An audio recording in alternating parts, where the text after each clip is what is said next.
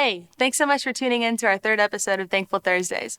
Today we're going to hear from Dean and Tammy Archie, who've been a part of our church family for 11 years and have found life in serving on a team here at Ocean. They share about how Jesus has walked alongside them through the hardships they've endured as a family and the joy on the other side. Before getting into their story, wherever you're watching from, let's take some time and worship together.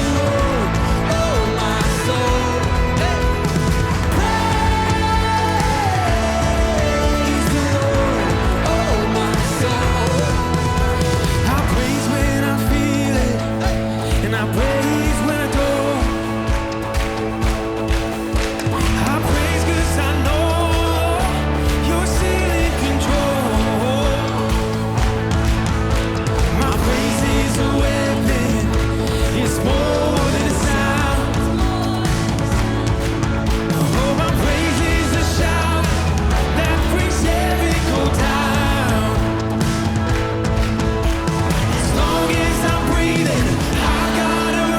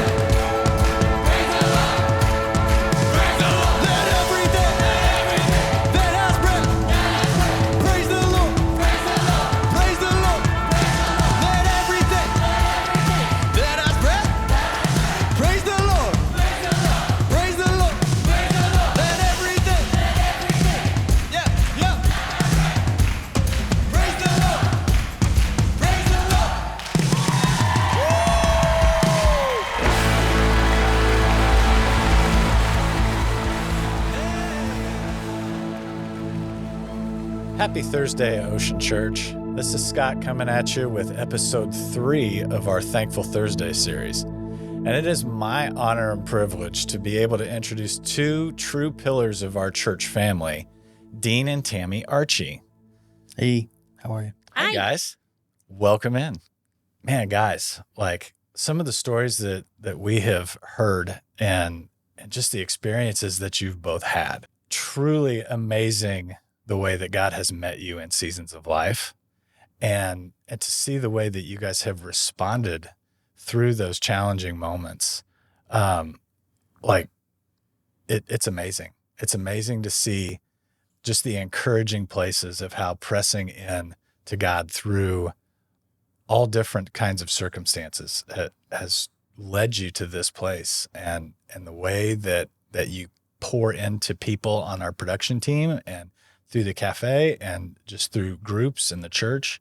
Like it's been a true blessing to the house. But help share some of these stories and the way that God's met you and how it has grown your faith and helped you grow in relationship, with God and through other people.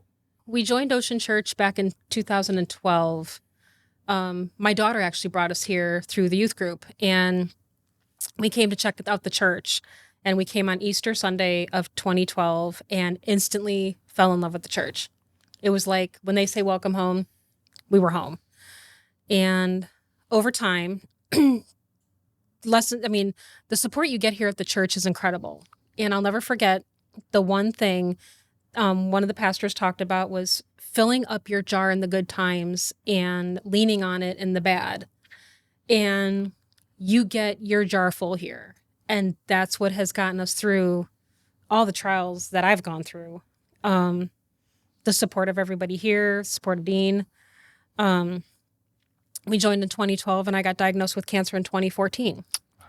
And through the songs that the worship team does and through the words that we got here, I leaned on that, especially in the hospital after my surgery, and just pressed into that. And that's what really got me through. I actually learned how to surrender and literally throw it up to God and leave him carry it so that way I could focus on just feeling okay getting through it. One of the things that I think really, really struck, home with me was being plugged into a team, being on a serve team or being in a small group, you get that extra support, yeah. Okay. I'm, giving of my time to help with the church, but it's also getting reciprocated tenfold just because I've got all these people around me that if, I'm in some kind of a situation, I can just talk to people and, the support is overwhelming. That's right. So that's definitely one of the things that helped me get through, when she had the cancer and being that her support person, I also had support people here that kept me going so I could keep her going. Another one of the things that I know you guys have walked through with your son, Brian, struggling with seizures and bringing him into the church and constant receiving of prayer and just getting to see, that place that he's grown to now and the way God has met you in that. It's amazing. Could you talk to us a little bit about that with Brian? I think it was either 3rd or 4th grade that we started noticing that he was having seizures. They're very small at first, but then, they turned into the big, grand mal type seizures. And it got to a point to where it was, one a week at least, sometimes more than that. And it was really, really tough time, and then, COVID happened and, in some ways COVID was kind of a blessing because then at that point he could stay home from school, and I was home from work because they weren't letting us go into the office at the time. So I was there to kind of keep an eye on him instead of having to worry about him being at school and having seizures and everything. But we were still here at the church, even during COVID, being on the serve team, we still came in and, we had we were helping out doing the recordings to post online. And every week, Pastor was praying for him. Pastor basically was like, don't leave the building until you come up to me and we'll pray for you. Yeah, it was like Pastor Josh was like, I'm going to fight this with you. I'm in it with you. And from the very first time Pastor Josh prayed with him, he has not had a seizure since. And that was on July 25th, 2021. He's been over 2 years now, seizure free. Man, that's amazing. And he's a different kid. I mean, his grades are up. He's more confident. His brain has actually had time to heal. And again, that goes back to the support and prayers we get through church. You know, you get a loss of words on how much God is there for you. It's amazing how powerful he is. People at work are like, they don't understand the connection. Right. They don't understand how strong God can be until they look at me, you know, they'll look at us. And faith gets you what you need. I remember that time that he had a seizure in the tech suite, and you were up on camera, and all of a sudden, I'm behind her in the booth, and I see her climb down off the camera and like just haul towards the back, and I was like, oh, okay, what's going on? You know, apparently something's going on, and I see Tom Landstrom sees her go out and is like, uh-oh. And he, without missing a beat, he jumped up on the camera and started doing the camera without, anybody saying anything to him. He was just like, uh-oh, there's a problem. Let me jump up there and take care of it. And that's the kind of support that we have here. Mm-hmm. Yeah. It's overwhelming. So It really is. And when you're going through stuff like that, it is so easy to lose it. You know, Brian had a seizure at IHOP. And when you're out in public, not only do you have to keep control of the situation, you have to keep control of everything around you. Sure. And without the strength that God gives you, I would have lost my mind. I would not have handled it well.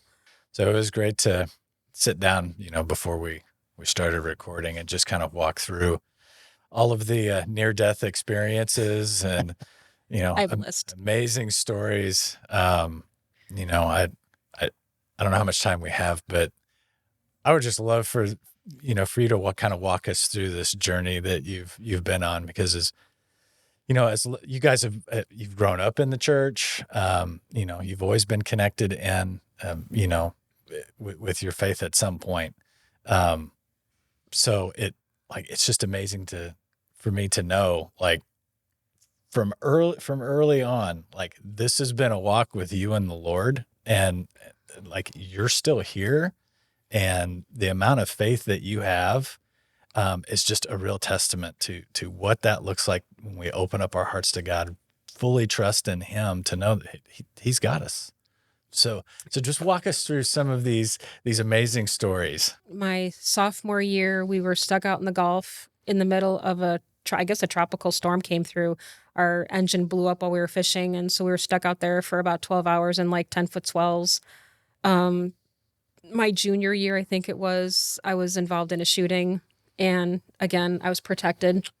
The flood in Denver in '89. We went to a youth gathering, which was for church. And there was about 17,000 kids. And we went to the Red Rocks Amphitheater, and a storm came in and the entire theater flooded. And I mean, talk about miracles.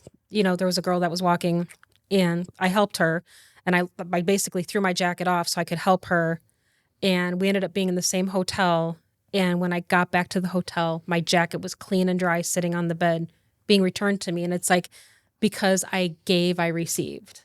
It was like God was in that moment. I'm probably an example of just about every near-death experience you can experience. So if anybody ever needs encouragement, I'm the one to go to.